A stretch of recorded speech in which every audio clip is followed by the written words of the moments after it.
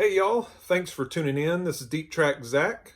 I want to make a quick video for George Allen. His channel name is George Allen LPs and CDs. And I really enjoy his channel, seeing somebody of his generation talk about records with all the experience he has with music. And he's having a contest to push to 200 subscribers. And actually, he's already hit that, I believe. He started the contest about a week ago.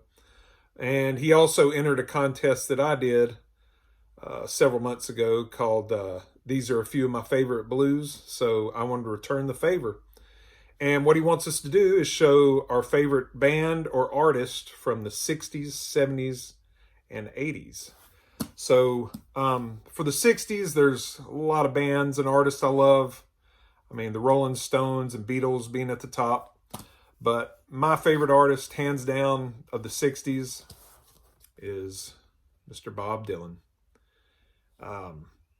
Man, he had such a run of great records and songs in the 60s, starting with his debut, which the debut was a little weak, had a lot of cover songs. But then he had, the album after that? Freewheelin' Bob Dylan, just great album.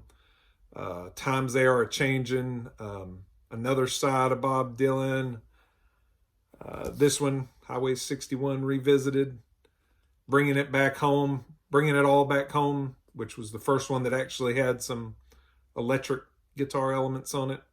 Blonde on Blonde, John Wesley Harding, Nashville Skyline, I believe, was the last one of the 60s. Or the Basement Tapes, actually, was right in there before Blonde on Blonde, or right around that same time.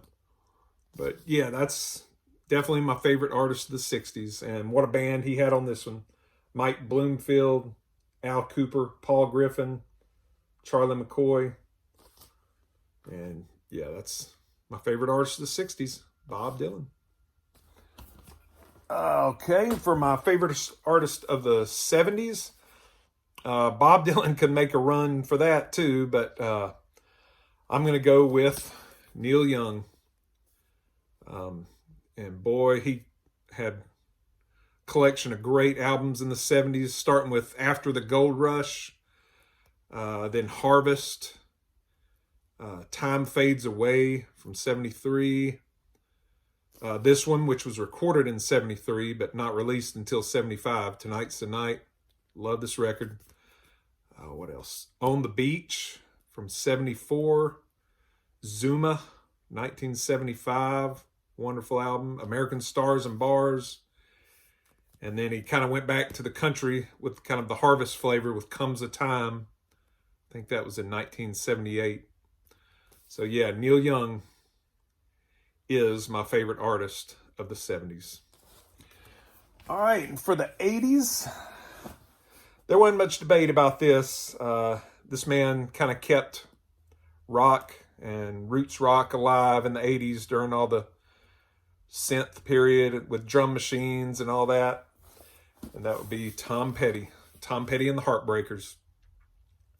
This record actually has this is a live anthology box set. I think it's about 7 or 8 LPs. But it's got, his stuff starting in the late 70s live. A lot of 80s stuff on here and 90s and early 2000s. But yeah, really love Tom Petty for the 80s. It's hard to beat. So there you have it. He wanted us to keep this video under 5 minutes, and I'm going to be cutting it close, but 60s Bob Dylan, 70s Neil Young, and 80s Tom Petty. All right, thank you for watching, everybody, and thank you, George, for holding this contest, and see y'all next time. Bye-bye.